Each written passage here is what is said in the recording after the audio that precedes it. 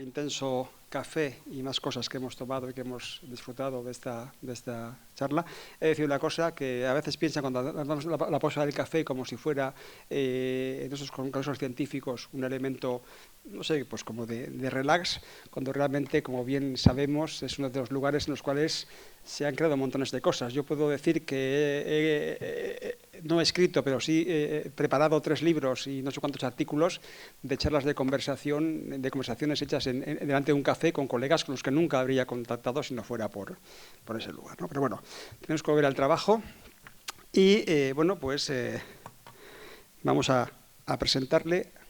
Pues teníamos contratado a Messi para esta presentación, para este congreso, pero Messi, como saben, se ha ido al Paris Saint-Germain, nos ha abandonado y entonces en su lugar tuvimos que buscar a un sustituto de Messi, que por supuesto tenían que ser de la misma o mejor calidad.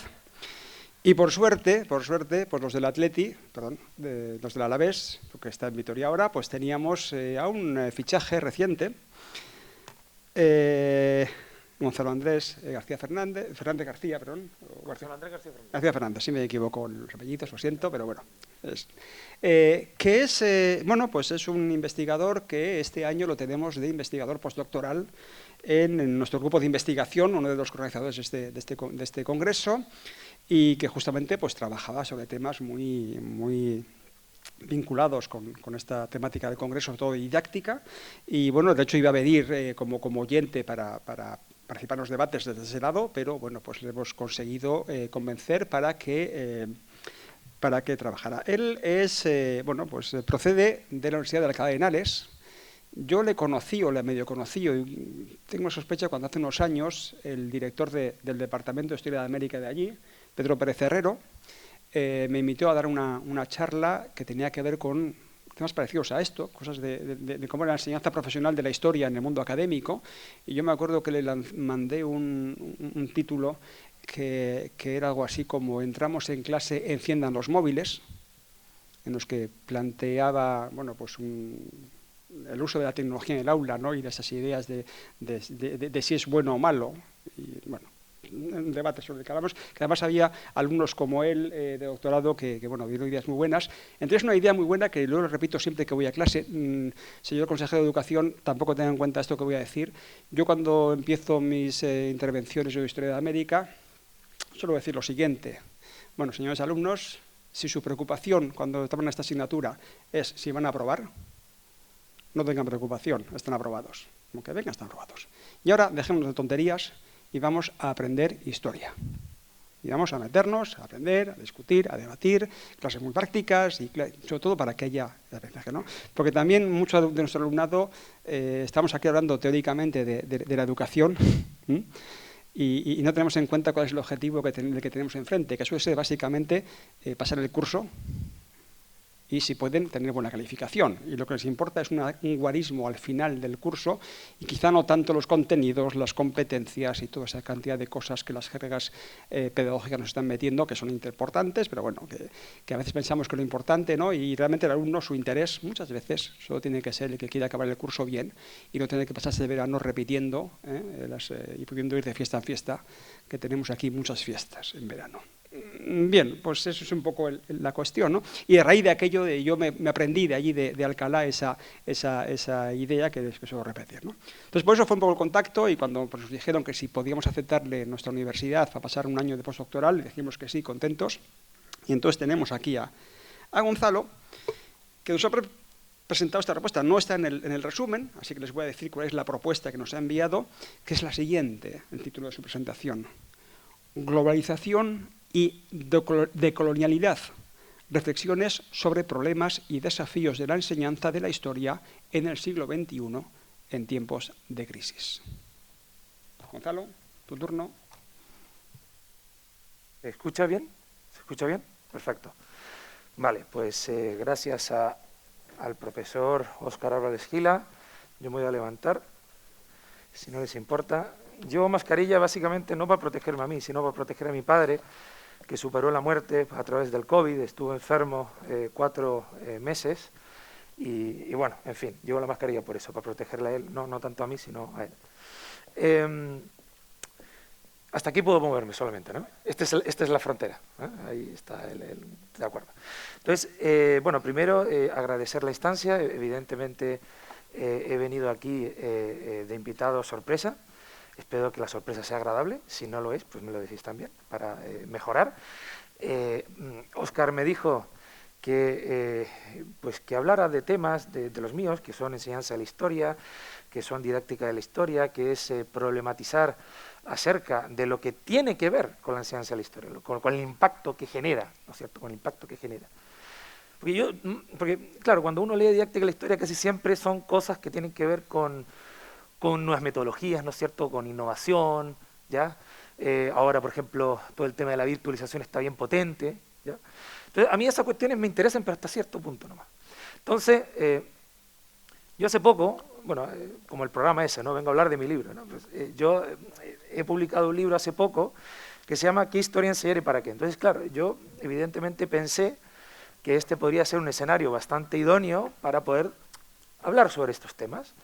Y fíjense, yo, cuando habló Sabine, yo no sabía realmente, porque yo no soy experto en diagonalidad como Sabine, ¿no es cierto?, la profesora, pero el tema es tan pertinente, el concepto de invisibilización es tan pertinente, tan presente, rabiosamente presente, que creo que va a venir el anillo, como anillo al dedo. Yo tengo muchos anillos. Entonces creo y pienso que esta pregunta, ¿qué historia enseñar y para qué?, va a orbitar, ¿no es cierto?, a lo largo de toda la exposición que yo voy a hacer. Entonces, pensé en el problema, porque toda investigación tiene que tener un problema. Entonces yo cuando, por un lado, ¿no es cierto?, se me dijo que en esta mesa se iba a hablar de didáctica de la historia, de globalización, de decolonialidad, evidentemente tiene que ver con el libro, pero más allá de eso, creo que lo importante es plantear, como digo, el problema. ¿Cuál es el problema? ¿Por qué yo me hago esta pregunta? ¿Por qué yo digo qué historia enseñar y para qué?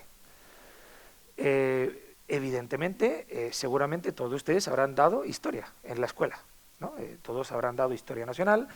Yo soy del 89, los años 90, yo di historia nacional de Chile, no sé, yo soy chileno, por cierto, si lo habían notado, di historia nacional de Chile, y cuando migré a este país, a España, tuve la desgracia de aterrizar en Madrid, me hubiera gustado aterrizar en el País Vasco, la verdad, lo digo sinceramente, y aterricé en Madrid y tuve la mala suerte de, como culturalmente allá en Chile el criterio público es conceptualizado como malo y los criterios privados conceptualizados como bueno, porque hay muy poca inversión pública, me metí en un colegio privado en Alcalá de Henares, donde el jefe de estudios era jefe de la Falange, con eso les digo todo.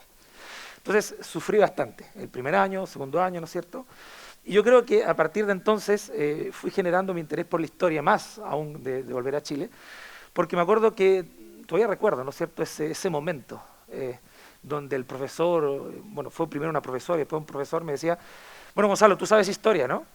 Y yo, sí, claro, sé historia, sí, sé historia. Y me dice, pues, vale, dinos la desamortización de no sé cuánto.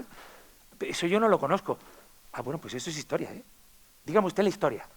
Pues yo le puedo hablar de Bernardo Higgins, ¿quiénes son esos individuos? No me interesa, hábleme usted de la historia que yo le estoy enseñando.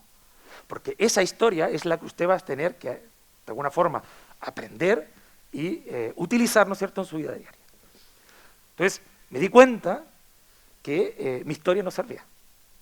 No solamente que mi historia no servía, sino que entendí de alguna manera que no solamente me habían excluido, o cómo era el concepto que dijo Sabino, un concepto excelente, algo de discriminación, algo así, no me acuerdo, que le dijo la Honot, discriminación, algo de discriminación. Bueno, el caso es que un concepto de... desprecio. Me sentí despreciado.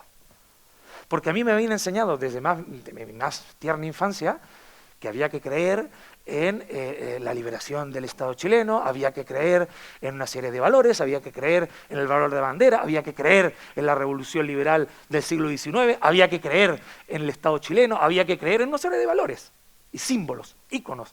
Y cuando llegué a este país se me vino todo abajo. Todo lo que había aprendido desde que era chiquitito, me dijeron que no valía. Entonces, ¿qué historia enseñaré para qué? ¿Para qué me enseñan a mí historia de Chile cuando si yo salgo del país me dicen que no vale? No tiene sentido. La única historia que de alguna forma me sirvió un poco más fue la historia, me acuerdo, la universal, ¿no? Que antes se llamaba historia universal. Ahora tengo ahí un currículo para que os riáis. Es historia del mundo contemporáneo, ¿no? Que de mundo no tiene nada, es de historia de Europa. Y no es de historia de Europa, porque no aparece Lituania, no aparece Estonia, no aparece otros países de Europa del Este. Es Francia, Inglaterra, Alemania, se acabó, o sea, poco más. No es historia de Europa. Cuando dice historia de Europa, Europa, no, es que no es Europa, son 3 países, ¿eh? Y esos 3 países y punto, y de algunos sectores de esos países, ¿no? Se habla alguna cosa de esos países. Entonces, ante eso, el problema. ¿Cuál es el problema? Pues uno muy gordo, que los historiadores tenemos trampas, nudos, en la actualidad, bueno, llevamos acarreándolos un momento, que es la nación y los universales.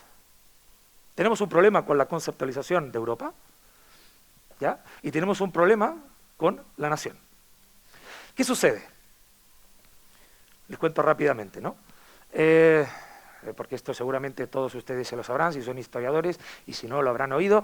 Los historiadores nos forjamos a fuego en el siglo XIX, el Estado nos llama a la puerta y nos dice: ¿quieren ustedes hacer una narrativa nacional para crear una identidad homogénea? No lo dijeron así, evidentemente, pero este fue el relato. De acuerdo, entonces se generan historias generales, que se llamaban en esa época historia general de Chile, historia general de España, ¿no es cierto? Y con diferentes, incluso, ramas ideológicas, ¿no? Los anarquistas en este país también hicieron historias generales de España, en Chile también, todo bajo el componente nacional, porque el motivo, o el objetivo más bien, era generar esa identidad, generar ese apego a unos ciertos valores y también una justificación, ¿no es cierto?, una justificación narrativa, histórica, para validar el presente y sobre todo, y más importante, para validar el futuro. El poder prospectivo del historiador era fundamental. Sin prospectiva, historiador no existía. Y es algo que cuando uno enciende la TV y dice, cada vez que llaman a un historiador es para hablar del pasado, pero el historiador en el siglo XIX habla del futuro, no del pasado, habla del futuro. Lo que pasa es que se inventó una narrativa, en esa época escribían bien, inventó una narrativa, un relato hermoso, maravilloso, lleno de próceres, lleno de virtudes, lleno de patrimonio, unas cosas increíbles. Se recuperaron, se aglutinaron y se colocaron en tomos. La gente evidentemente no sabía leer, pero habían otros escenarios, ¿de acuerdo?, para publicitar esa historia, esa narrativa, esas ideas, ¿sí? Yo fui entrenado por 2 agitadores.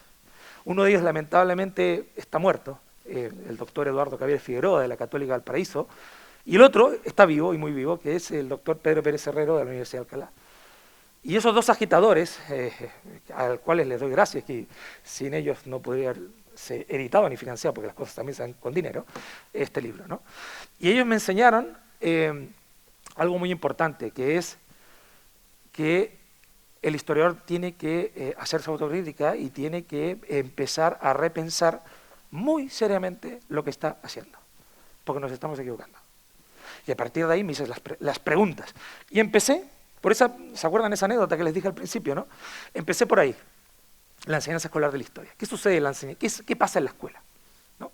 Entonces, desde la historia lo que entendemos es, pues vamos a estudiar libros de texto, o vamos a estudiar currículos, o vamos a hacer una historia del currículo, o vamos a hacer una historia del libro de texto, ¿no? Y vamos colocando los libros escrupulosamente, vamos estudiándolos, qué personajes hay, cuáles son los actores, cuáles son los diferentes elementos.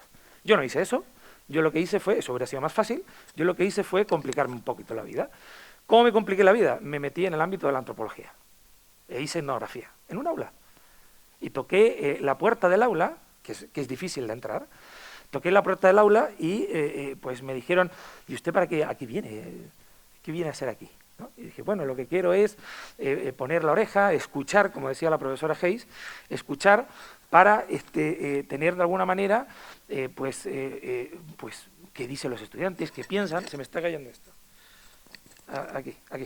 Que piensan, que generan, qué ideas de alguna forma tienen a través de la historia que se les enseña, porque yo lo que quiero saber es qué percepciones generan ellos a través de ese relato que se les ha ido enseñando desde que tienen pues 5, 6, 7 años, ¿no? Hasta que tienen 18, 19, 20, depende si repiten o no, ¿no? Entonces, ese fue un poco el objetivo del libro, ¿no? de la investigación que hice. Pero, volviendo al problema, Yo cuando iba leyendo, ¿no es cierto?, este ejercicio, todo lo que están haciendo tesis doctorales, les suena esto, ¿no?, el tema del estado de la cuestión constante, ¿no?, ir leyendo, leyendo, leyendo, acumulando, acumulando. Este libro no se publicó en esa época, pero me encontraba cosas como estas. Perdóneme, Universidad Adolfo Ibáñez, tengo amigos ahí, ¿eh? ¿Quién mató a Diego Portales? ¿Saben qué es Diego Portales? ¿Alguno sabe qué es Diego Portales? ¿Tú sabes quién es Diego Portales? A lo mejor por ahí, esto es como el bingo, ¿no? Diego Portales, ese libro, vamos a empezar por ese libro, porque no quiero atacar al autor, el autor lo conozco, no es amigo mío, pero lo conozco, no quiero ir contra él, sino por lo que representa el libro. Ese libro ha sido financiado con dinero público-privado, y ese libro ahora mismo está en todos los platos de televisión, se habla sobre el libro, se hacen programas, se hacen un montón de encuentros, ¿no es cierto?, sobre quién mató a Diego Portales. Y ustedes estarán súper interesados, este tipo lleva hablando un montón de Diego Portales. ¿Quién es Diego Portales? Bueno, Diego Portales era empresario, final del siglo XVIII, principios del siglo XIX, para que nos ubiquemos, y este tipo era dueño de tabaco Sicía, ¿no? Era dueño de tabaco, de naipes, ¿no es cierto?, tenía ese negocio, ¿sí?, licores también, tenía este negocio. Y era porteño, era de Valparaíso, y cuando se empezó, ¿no es cierto?, a desarrollar estas ideas, ¿no es cierto?, liberales, todas estas cosas que sonaban a locura, este tipo estaba en contra, evidentemente. O sea, estaba en contra por una razón muy sencilla, porque cuando en el siglo XVIII, a finales del siglo XVIII,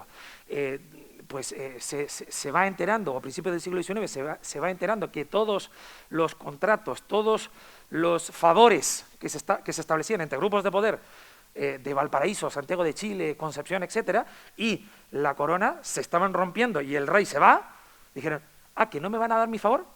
Pues sí, yo me independizo, evidentemente. Si yo no tengo mi favor, si a mí no me dan lo que yo necesito, pues yo me voy, claro, me independizo, fuera, ¿no? ¿Qué pasa? Que Diego Portales apoyó esa causa, pero la apoyó para él y para la gente que compartía sus intereses. Y voy a avanzar rápido porque tampoco quiero hablar de Diego Portales aquí, pero es un poco para que vean lo que representa. Este tipo financió una guerra contra Ramón Freire, uno de los grandes liberales en el país, atacó a otro que se llamaba Diego José Benavente, ministro de Hacienda, Diego José Benavente, y a otros que tenían de alguna forma intereses por hacer un Estado moderno, ¿no es cierto?, en Chile. ¿Qué significaba eso? Pues hacer impuestos progresivos, generar un espacio público, empezar a generar sinergias, ¿no es cierto?, de Estado, empezar a conformar la nación con dinero, porque las naciones se hacen con dinero también, ¿no? Tenía que haber una placa. Entonces, este individuo, Diego José Benavente, estaba muy preocupado de eso. En una guerra que hubo en los años 30, lo que hizo Diego Portales fue financiar a Joaquín Prieto, que era el enemigo de Ramón Freire. Joaquín Prieto era del bando conservador. Y este dinero, Diego Portales y Joaquín Prieto hablaron y dijeron, a puerta cerrada, dijeron, a ver, si tú me das el dinero, ¿tú qué quieres a cambio? Bueno, pues yo lo que quiero es que me dejen de molestar, yo no quiero pagar impuestos, yo lo que quiero es comerciar y enriquecerme yo. Yo y mi red de clientelas, mi hija, mi hijo, mis contactos, ¿no? Y este individuo financió a Joaquín Prieto y ganaron la guerra. Y a raíz de eso hicieron la Constitución de 1983. Chile tiene 3 constituciones, 1833, 1925 y la del dictador 1980, que parece que se resiste a ser eliminada. Esas 3 constituciones de Chile, para que vean que Chile siempre se dice que es uno de los países de la América Latina, ¿no es cierto?, con más estabilidad institucional. Bueno, yo diría que uno de los países que más autoritarismo ha practicado realmente, ¿no?, constitucional y de otro tipo. Este tipo no cumplió su promesa con los conservadores y lo mataron. Los años avanzados, los años 30, 40. Y este tipo, ven la imagen, ¿no es cierto?, no se sabe si fue una escopeta, si fue un cuchillo, si fue un sable, si fue una ametralladora, si fue una Gatling, si fue un cañón corto, un cañón largo, si cuando se cayó un poquito a la derecha, a la izquierda, si llevaba zapatos, si iba con sandalias. Estoy haciendo ironía. El libro va de eso. ¿Cómo murió Diego Portales? ¿No? ¿Y qué rodea a esa figura? Y eso se financia, y eso se vende, es un bestseller en Chile ahora mismo. yo creo que eso, en la actualidad, debemos desconectar de eso. Eso no es para lo que yo, por lo menos, me he entrenado. Yo, por lo menos, hablo por mí, ¿eh? Los historiadores no estamos para escribir quién mató a Diego Portales. Evidentemente, ese individuo, ese autor del libro, lo ha hecho porque come con eso, ¿eh? Le pagan por hacer ese tipo de cosas. La academia lo que hace, en esa histeria que hablaba Sabine muy bien, la profesora Hayes, en que tú, mientras más escribes, mientras más publicas, y si la revista está en inglés, mejor. Los Q1, las indexaciones, los Scopus, los Web of Science, y toda esta histeria que nos vuelve todos locos, ¿no? Cuando no lo lee nadie. El impacto es cero, pero trabajamos para la NECA. En Chile sería para la ANID, en México sería para el CONICIT, en Argentina para el CONICET, ¿no es cierto? O el CONICET en México y CONACYT en Argentina, me parece, etcétera. Y el ejemplo podría ser infinito, ¿no? ¿Y dónde quedó la labor política del historiador? Estamos trabajando para agencias de investigación. Este individuo está trabajando para fortalecer la historia nacional de Chile, para fortalecer el relato, para adornar el relato y para generar misterio al relato. De hecho, es muy famoso también diferentes autores también en Chile, que no necesariamente tienen que ser historiadores, que hablan de la historia oculta de Chile, ¿no? La historia oculta, ¿no? Hablan del misterio, ¿no? ¿Quién había ahí? ¿Cómo estaban vestidos? ¿Qué sucedía? ¿Cuáles eran los tejemanejes? ¿Cuál era como decimos, que es una palabra que viene del Mapudungun, que es el copucheo, ¿no? ¿Qué es lo que estaba ahí detrás y qué es lo que estaban hablando, ¿no? Evidentemente, en el siglo XIX, la nación tenía un propósito. Yo no voy a decir que esté de acuerdo con eso, ¿eh? Yo no voy a decir que esté de acuerdo con lo que pasó en el siglo XIX. Yo lo que voy a mencionar y yo voy a polemizar, estoy levantando ampollas, estoy hablando de cosas que sé que son polémicas, porque estoy criticando mi profesión. Se supone que voy a tener que comer con esto, ¿eh? Pero bueno, estoy un poco loco, he dicho que he sido entrenado por agitadores y al agitamiento me dedico.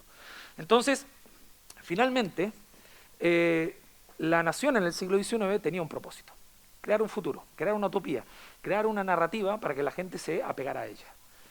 Ahora, ¿cuál es el propósito de los historiadores? Si no hay futuro, si cada vez que hablamos, ¿no es cierto?, de la crisis del futuro, pues cada vez hay más zozobra, cada vez hay más preguntas, cada vez hay más nébula, ¿no es cierto?, cada vez hay más grises que claros. Nuevamente la pregunta: ¿qué historia enseñar y para qué? Entonces, si a los estudiantes, y ahora voy entrando un poco en materia, si a los estudiantes tú entras a un aula y vas a dar historia de España y estás hablando de la Navarra del siglo XII, del siglo XIII, XIV, me da igual, o estás hablando de prehistoria, o estás hablando de cómo eran los zocos en Madrid, yo qué sé, cualquier cosa, invéntense ustedes lo que quieran, porque el repertorio es bastante, ¿no?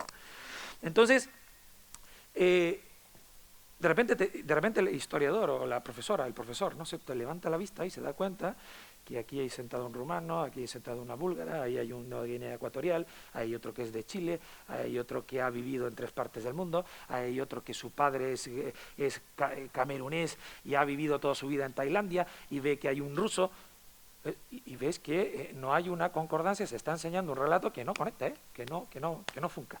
Pero no solamente eso, porque es cierto que tanto en el trabajo que hice yo fue en aulas de secundaria de Chile y Alcalá de Henares, o sea, en Alcalá de Henares, España, y Viña del Mar, Chile. Entonces yo, cuando me metí al aula con este interés, ya, con esta hipótesis, ¿no es cierto?, con estas preguntas en la cabeza, me dije, bueno, vamos a ver qué sucede, ¿no? Vamos a ver qué pasa, vamos a ver cuál es la realidad, ¿no?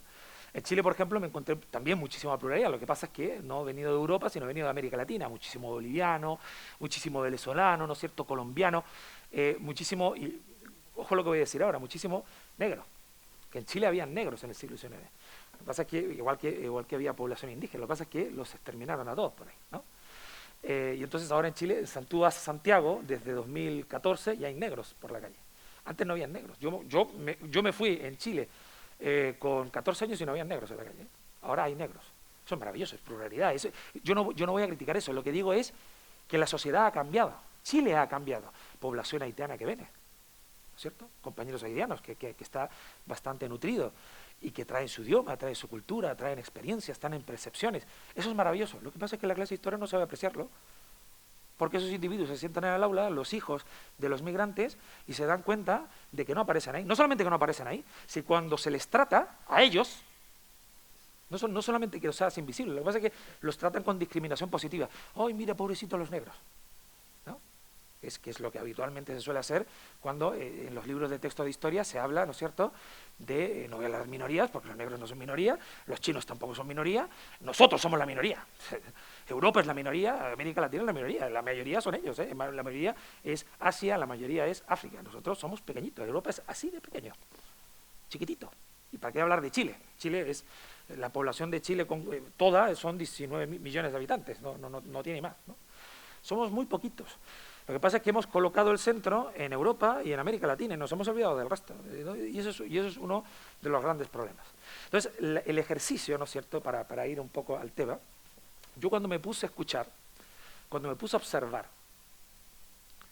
me di cuenta que la historia tiene un efecto, ya que estamos en términos de crisis sanitarias o pandémicas, me di cuenta que la historia les anestesia, ¿no? Les llega, ellos se dan cuenta de que no están ahí, y al darse cuenta de que no están ahí, les anestesia, les produce un efecto de adormilamiento, se van durmiendo poco a poco, ¿no? La clase se va desarrollando, el profesor o la profesora va hablando, ¿no? Y el estudiante se va durmiendo, ¿no? De hecho, en Chile me tocó varias veces, porque en Chile hay otro problema, no tienen la infraestructura pública que se tiene, ¿no es cierto?, por estos lares. Los chiquillos, muchos chiquillos, y eso me daba mucho dolor en el corazón, muchos chiquillos venían de poblaciones de Chile son lugares que tienen muy pocos recursos, venían de sitios que a lo mejor no tenían electricidad, no tenían agua, y venían al aula para poder lavarse un poco, y de repente no dormían y se quedaban dormidos, ¿no? Literalmente se quedaban dormidos en la clase, y yo le decía al profesor, oye, no le vas a despertar, no despiertes porque esta persona seguramente no habrá dormido o habrá viajado mucho, etcétera, etcétera, ¿no? Y muy curiosamente a veces eran los estudiantes más avanzados, ¿no? Entonces cuando ese relato les adormece, les anestesia, el paso siguiente es muy curioso porque es de no resistencia a todos los conceptos o a todos los elementos que contiene el relato histórico. Tú, al estar adormilado, a estar anestesiado, estás expuesto a que tú, en este caso intelecto, tu cognición, reciba todo ese contenido. Y lo recibes sin resistir, sin ningún tipo de defensa o resistencia. Cuando eso ocurre, los estudiantes, yo me di cuenta, hablando con ellos, conversando, escuchándoles, haciendo lo que se dice, lo que habla una autora maravillosa, Rosana Guber, en Argentina, en la que habla es observación participante, ¿no? De esto también ha hablado Peter Woods, que ha hecho etnografía dentro del aula. Tenemos a otro que es Díaz de Rada, de la UNED, que es muy bueno, que habla sobre estas dinámicas y técnicas y enfoques.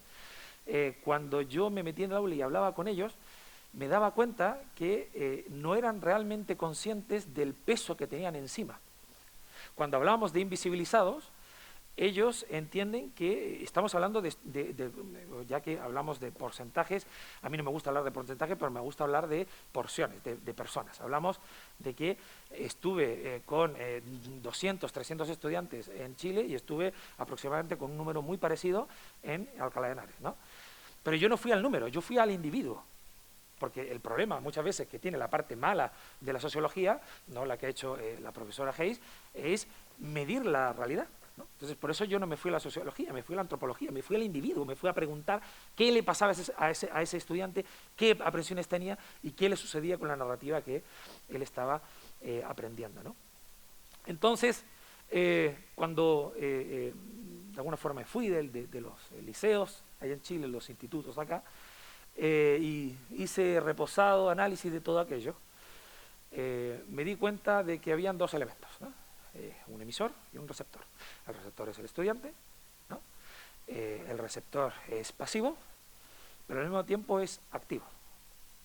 ¿Por qué es al mismo tiempo activo y pasivo? Es pasivo porque no participa en clase, está anestesiado, como he dicho anteriormente, pero es activo en términos de lo que le llega. No es que se aprenda Diego Portales, no es que se aprenda Bernardo Higgins, no es que se aprenda la desamortización de Mendizábal, no, sino que adquiere tres elementos que voy a explicar a continuación. El primero es el espacio lógico, espacio temporal, la temporalidad y el espacio. La temporalidad y el espacio. Una suerte de lógicas que generan en nuestros estudiantes entender la modernidad y el progreso, o entender que viven en un espacio de modernidad y progreso, aunque no lo entiendan, pero entienden que viven en esos espacios. Entienden que el tiempo es unilineal, entienden que hay una línea que atraviesa, ¿no es cierto?, el espacio-tiempo y que van avanzando hacia el progreso, independientemente de su nacionalidad, independientemente de cualquier otra cosa. Luego tenemos el apartado epistemológico que se ha hablado aquí. El apartado epistemológico es muy importante porque tiene que ver con la relación con los conceptos, participación, poder, política. ¿Qué entienden ellos por eso? Cuando tú tienes un libro de texto, cuando tú tienes un itinerario, que aquí, como este, primer curso, como el de España, ¿no? Y tienes un itinerario, ahí hay algunas cosas, que te hablan, ¿no es cierto?, de presidentes, te hablan de reyes, te hablan de emperadores, te hablan pues de grandes procesos, te hablan de grandes revoluciones, te hablan de una serie de cuestiones. Esos individuos pues en algún momento desconectan y dicen: a mí me están hablando de revoluciones, me están hablando de libertad, me están hablando de burguesía, me están hablando de revolución francesa, yo eso no lo entiendo, pero lo que sí entienden es que ellos no pueden participar, porque los que han participado históricamente no son los de su calaña, no son los de su barrio, no son gente de su familia, no pertenecen a esa participación. Por lo tanto, ellos no pueden participar, no pueden. Entienden en sus percepciones, esta palabra es clave, percepciones, ¿sí?, que no pueden participar, que no tienen capacidad de participación. Al mismo tiempo, entienden, por ejemplo, conceptos como la política, entienden que están pues en un espacio bastante reducido. O sea, la política para ellos pues es el ejercicio únicamente de las instituciones y ya está, no tiene más. No entienden que ellos puedan hacer política, no entienden que ellos puedan hacer algún tipo de movimiento, algún tipo de organización. Nada. La historia les enseña eso. El ejercicio histórico de enseñar un día sí y un día también estos relatos les genera esas percepciones, de una forma u otra. Ojo, yo no estoy diciendo que la historia sea la única variable para que ellos piensen eso. Digo que es una variable importante, porque es una historia, y las historias importan. Tú cuando escuchas una buena historia, te genera pues ideas, te genera sentimientos, provoca emociones en ti. Cuando uno ve una buena historia en una película, en una novela, pues genera sentimientos. Estas historias, si uno las lee, evidentemente ahora han perdido su encanto, pero cuando uno las lee en el pasado éramos mejores novelistas, éramos mejores literatos. Ahí tenemos al gran Heidenreich, que mediados de los años 20, pues hablaron de estas cosas, del poder, el giro lingüístico, ¿no?, del poder del literato en la historia. Como hemos perdido el literato, nos hemos acercado más a los porcentajes y a medir la sociedad y a cuantificarla, y ahí nos hemos perdido.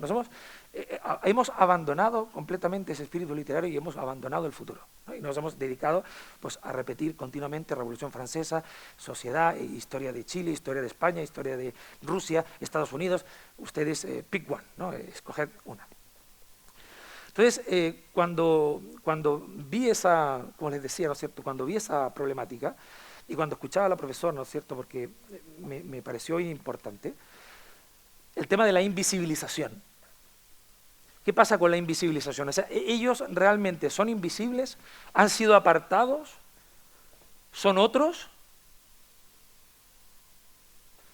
Claro, yo cuando estuve pensando esto bastante tiempo, ¿no?, con el tema este de si son invisibles o no, si les hace invisibilizado o no. Evidentemente, claro, hay un problema histórico, sí, pero el problema también es político, ¿no?, digo yo. Porque el que hace este currículo, no son historiadores, el que hace este currículo no son tipos historiadores que estén pensando en la academia. Lo que pasa es que están motivados por unos historiadores, pero no son historiadores, esto no lo hace la universidad, no interviene en esto, ¿no? No es parte de la reflexión histórica, sesuda, comparada, etcétera, etcétera. Estos currículos no son parte de eso. Los libros de texto sí. Y es muy curioso que muchas veces los autores de los libros de texto son críticos con la historia que están de alguna forma participando en los mismos libros de texto. Yo se lo he visto, ¿no? Autores, luego lees el artículo y está criticando la misma empresa que está de alguna forma haciendo para el libro de historia de secundaria, ¿no? Es impresionante. Pero eso tiene que ver con el tema de la profesionalidad. Como hemos perdido potencial profesional, nos dedicamos a contradecirnos constantemente. Por eso, el problema es del historiador, el problema es la trampa de la nación, el problema es la trampa de los universales, que lo que acabo de decir es de Europa, que no es Europa occidental, y no es Europa occidental, es Francia, Inglaterra y Alemania, y punto. Y el otro gran problema es, como decía, la academia, ¿no? El problema de la academia, el problema del cuantitivismo y el cientificismo en la academia, ¿no? ¿Qué pasa? Que ahora, si hacemos en ese ejercicio de estado de la cuestión constante, yo cuando leo de didáctica de la historia decolonial lo que estoy viendo son cosas muy buenas, pero también cosas peligrosas. Y ahora vamos a ver un poco esto. ¿Por qué? Veo la sombra del esencialismo, la veo. Veo como, por ejemplo, ya que se puso el caso mapuche, no sé si conocen el Wallmapu, esta imaginación cosmogónica, ¿no es cierto?, del mapuche para configurar una comunidad en el sur de Chile, en la zona que llamaron los españoles, ¿no es cierto?, la Araucanía, ¿ya?, que se separa por el río Biobío, es una frontera natural que va hacia abajo. Evidentemente, históricamente, claro, existe una contradicción, porque lo que se está reclamando ahora es la nación mapuche, no el Wallmapu. El Wallmapu es una construcción que se genera antes de la llegada de los españoles. Es una construcción mucho más compleja. Y se está reclamando la nación mapuche, que es un concepto o es una figura jurídica imaginaria, ¿no es cierto?, que se construye, un artefacto, por decirlo de una forma, que se construye con negociación y con sangre. Lautaro, el más famoso, Caupolicán, también famoso, con la corona o con la monarquía hispánica, ¿no? Se construye. Y ustedes van a tener un espacio que se va a llamar Nación Mapuche, pero que está contaminado con cosas europeas, ¿eh? No es un componente originario, puro, ¿no es cierto?, de los mapuches. No es una cosa que hayan conceptualizado ellos. ¿Sí? No sé si me explico, ¿no? No es el Wallmapu originario del siglo XIII, que ellos no tienen siglos, es del siglo XIII. No, es nación mapuche. Que la nación mapuche, como insisto, está contaminado de Europa, ¿no? Que no tiene nada que ver tampoco con el concepto decimonónico, que está contaminado con identidad homogénea, está contaminado por la construcción de los estados-nación, por construcción política de la nación, ¿no? ¿Cuál es el problema? ¿O cuál es la gracia muchas veces? Que no solamente están reclamando Wallmapu, sino que, no digo todos, pero hay grupos ahora que están reclamando eso, no solamente están reclamando Wallmapu, sino que al mismo tiempo están reclamando la nación mapuche, pero en términos decimonónicos, es decir, que era un Estado. ¿Que era un Estado? Entonces, quiero hacer la revolución del siglo XIX, pero estoy en contra del siglo XIX, estoy en contra de los libertadores, de estos asesinos, ¿no es cierto?, que nos quitaron del mapa en el siglo XIX, que nos borraron del mapa completamente, culturalmente hablando, socialmente, económicamente hablando, políticamente hablando, los toquis, ¿no es cierto?, pues los caciques que se le decía, ¿no?, pues evidentemente se ha tergiversado, ¿no? Entonces, al final tú lees esta componente de colonial y muchas veces lo que ves es escritos maravillosos que hablan de criticar, ¿no es cierto?, el componente europeo o el componente imperialista, ¿no es cierto?, o el componente colonizador, para poder dar voz a otras historias, cualquiera, las que sea, pero dar voz a esas historias, darles espacio a esas historias, para que puedan ser escritas, para que puedan ser escuchadas y para que puedan ser enseñadas, a ser posible, ¿no? Pero lo que vemos, y ese es el peligro del decolonialismo, porque vivimos, y no les voy a echar la culpa, porque vivimos en momentos muy duros. Es muy violento lo que estamos viviendo hoy en día. Las crisis cada vez son más rápidas. La gente se ha envuelto en los hedonismos de consumo, hedonismo neoliberal, ¿no es cierto? La gente cada vez vive más deprisa. Las empresas cada vez están más sedientas, ¿no es cierto?, para poder conquistar más territorio verde, etcétera, etcétera. Ante eso, ¿cómo tú puedes hablar, ¿no es cierto?, con un lonco y decirle, oye, cálmate un rato? Me dice, pero ¿cómo me voy a calmar si me están robando la tierra todo el rato? Si me están construyendo hidráulicas o me están construyendo empresas, ¿no es cierto?, en la frontera para quitarme mi territorio, la tierra. para que me impiden, ¿no es cierto?, poder generar mi cosmogonía. ¿Cómo le vas a decir a ese tipo que no sea violento? ¿O cómo le vas a decir a ese tipo que esté nervioso? Es imposible, porque no hay tiempo, todo deprisa, todo rápido, ¿no? Y si a eso le sumamos que los estudiantes que viven en la frontera, en la otra frontera o en la misma frontera y que están contaminados por la historia nacional, no conocen absolutamente nada de lo que están reclamando esos individuos, esas gentes, porque son invisibles. Son invisibles, no existen. Entonces, no sé si me están siguiendo el planteamiento, me estoy explicando correctamente, pero el problema es más grave de lo que pensamos. Porque al escribir historias nacionales, al escribir historias europeas, que ya he dicho los 3 países que se explican, estamos generando, al final del día, que esos individuos caigan en la trampa de los esencialismos, de decir, lo mapuche es lo más puro, lo mapuche es lo mejor, lo mapuche es lo esencial, es lo primordial, y yo voy a ser mi nación mapuche, y a mí déjeme en paz, yo no quiero saber de nada, ni de nadie, quiero que me dejen tranquilo. Váyase usted a su casa y déjeme tranquilo, yo quiero vivir en paz y no quiero saber del mundo. Cuando paralelamente vemos que el mundo se está cayendo. Cada vez quedan menos ríos, cada vez queda menos mar, ¿no es cierto? Cada vez está habiendo un desastre natural en el mundo. Entonces, los historiadores, por eso vuelvo, los historiadores seguimos enseñando historias nacionales. Los historiadores seguimos enseñando historia de Europa. Entonces, ¿cómo vamos a ser conscientes? ¿Cómo vamos a prepararnos si no tenemos la cabeza preparada para eso? Imposible. Es imposible. Por eso es la pregunta, ¿qué historia y para qué? Pero el problema es más grave, ¿eh? El problema es más grave. Hay empresas como esta, el HCC 21 Skills.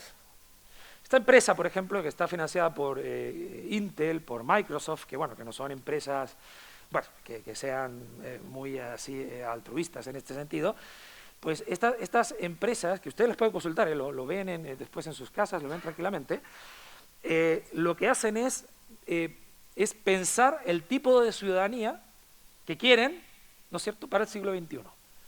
¿Ya? Ellos saben perfectamente dónde está el problema. Ven que la historia nacional y la historia de Europa ha anestesiado a la gente, pero lo que necesitan es activarla. ¿Para qué? Para que puedan de alguna forma participar en ese mundo.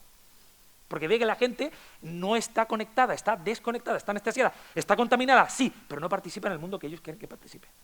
Para eso se crean estas empresas, ¿sí? Para desarrollar lo que se llama, y aquí hay un autor, Remiers, ¿no es cierto?, que habla de las habilidades del siglo XXI. ¿Sí? Y la historia participa también en esto. ¿Sí? ¿Cómo? No como historia nacional, no como historia universal, no como historia del mundo contemporáneo, sino como formación ciudadana. Formación ciudadana. Que este es un espacio muy importante en el ámbito de la historia. Y estos tipos, ¿saben dónde practican? ¿En Estados Unidos? No, en Costa Rica. Estados Unidos, no, por favor, en Gringolandia, ¿cómo lo vamos a tocar? No, para nada, no, en Costa Rica. Y vamos a probar con esta gente. Y yo conozco académicos costarricenses que han pasado por estos estándares, ¿no es cierto?, de comportamiento, de, ¿cómo le dicen los gringos esto? El soft skills, no sé si los conocen esos conceptos, ¿no? De soft skills, ¿no? De actitudes, comportamientos, ¿no es cierto?, una serie de elementos que tienen que ver con todo lo que se habla desde la UNESCO, con todo lo que se habla desde Europa. También hay otra institución, otro organismo, International Civic and Citizenship Education Studies. Por ejemplo, practica también en Latinoamérica, practica en Chile, practica también en España, y lo que hacen estos tipos son equipos de no sociólogos como la profesora Hayes, son sociólogos de estos cuantitivistas, ¿no es cierto?, sociólogos de estos que hacen las encuestas, ¿verdad?, para dar materia a los politólogos, prácticamente, ¿no?, para generar este tipo de suerte de análisis, porque eso es básicamente lo que se analiza hoy en día. Los sociólogos miden la sociedad, los politólogos miden aquello en términos de votos, y después llegan los economistas y te analizan cada 3 meses lo que va a pasar. Ese es el tema, ese es el paradigma actual. Los historiadores estamos en otra. Y estos tipos están muy activos. Estos tipos lo que hacen es saber qué tipo de ciudadanía se está formando para luego modificar el currículo en función de esos intereses. ¿Cuáles son esos intereses? Pues que la gente, por ejemplo, tenga conciencia con el medio ambiente. ¿Y qué significa conciencia con el medio ambiente? ¿Criticar el mundo como tal cual está armado el capitalismo? No. Que recicle, ¿no es cierto?, que tenga conciencia verde, que compre, ¿no es cierto?, o que ahorre dinero para comprar, no sé, estos cafés que ahora he visto, estas capsulitas con café aluminio reciclable, yo qué sé, estas cosas, ¿no?, que se está haciendo ahora, ¿no? Entonces, ¿qué pasa? Que el estudiante dice, ah, pues mira, soy ecologista, uy, mira, estoy ayudando al mundo, ¿no? Estoy participando, sí. Entonces, eso es un problema. Y estos tipos lo que hacen es, como le digo, cuantificar, medir y ver el tipo de ciudadanía. Es como el termómetro, por decirlo de alguna forma. Es el termómetro que se está generando, ¿no? Bueno, esto es el currículo nacional, esto es la UNESCO también ha participado de esto. La UNESCO ha hecho un papel al respecto, porque, claro, yo hablo de historia, he hablado de historia nacional, he hablado de la investigación que he hecho, he hablado de historia de Europa, pero como digo, la formación ciudadana es fundamental porque la historia genera ciudadanos, evidentemente, ¿no? Genera ciudadanos, con historia, con identidad, con conceptos, con epistemologías, con narrativas, ¿no es cierto?, etcétera. Y esto no es solamente del siglo XXI, sino que yo, ahondando en esto, ¿no?, porque la conexión, porque claro, en el libro yo puse historia, educación y formación ciudadana, ¿no?, porque la historia no solamente tiene un impacto educacional, sino que también tiene un impacto en la formación de ciudadanos. Y eso tiene que ver también no solamente con la práctica, sino con la teorización del ciudadano. Y esto se empieza a hacer en los años, bueno, en Europa para variar, se empieza a hacer a partir de los años 70.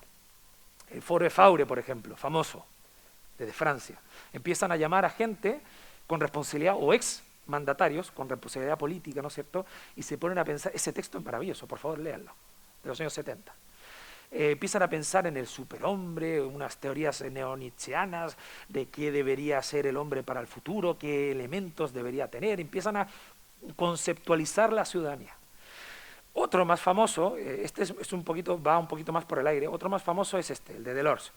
Este seguro que lo han escuchado, la educación encierra un tesoro. Este seguro que lo han escuchado por algún lado, seguro. ¿No? Este es muy famoso. Delors era ex ministro francés, creo recordar, y también volvió a convocar a una suerte, un elenco, ¿no es cierto?, de políticos, de especialistas que estaban acordes a estas cuestiones. Y por supuesto difusiones como el de la OCDE o como el del Fondo Económico Mundial pues han participado también. Los informes están todos aquí. Tengo un capítulo que está solamente dedicado a eso. Informes, ¿cómo se dice?, estudios, investigaciones, boletines de todas estas empresas. ¿Qué pasa? Que lo que dicen esta gente, porque hoy hablamos de globalización también, hemos empezado por decolonialidad, pero también hablamos de globalización, y voy terminando. Esta gente lo que quiere es un ciudadano global, luchan por una ciudadanía global, pero una ciudadanía global vista desde un solo ojo, desde un solo prisma. Y quieren que ese prisma se globalice. No quieren que la globalidad pueda hablar para poder, de alguna forma, generar nuevos relatos, generar nuevos conceptos. No, es desde un prisma poder generar globalidad. O sea, el problema, insisto, es más grave de lo que pensamos. Y estos individuos, que podría hablar mucho tiempo y no lo voy a hacer por respeto al tiempo, estos individuos que van generando, y hay muchísima literatura al respecto, que van generando estas cuestiones, finalmente, pues claro, ¿cómo vamos a generar nuevas historias? ¿Cómo vamos a dar a esas voces que hablaba la profesora, ¿no es cierto? ¿Cómo vamos a generar quietud y pausa en el movimiento mapuche, por ejemplo, por mencionar alguno, en el Gualmapu? ¿Cómo vamos a generar esa pausa necesaria, ese diálogo, esa discusión? No debate, discusión para resolver problemas. Sí, pues estos individuos están trabajando intensamente por generar esa ciudadanía global, que insisto, que es de Europa, de una parte de Europa al mundo, no del mundo a ese bloque, ¿no? Y nosotros estamos preocupados de hacer estas historias nacionales y estas historias europeas. No es una llamada para la desazón, es una llamada de atención a mí mismo y a todos los historiadores y historiadoras para que pensemos otras historias. Otras historias son posibles. Podemos pensar las historias que nos dé la gana, la que nos dé la gana. La nación no es solamente el único bloque al cual podemos estar ligados. Pueden haber otras cosas. Problemas. Y los problemas se hacen escuchando. Eso. Muchas gracias.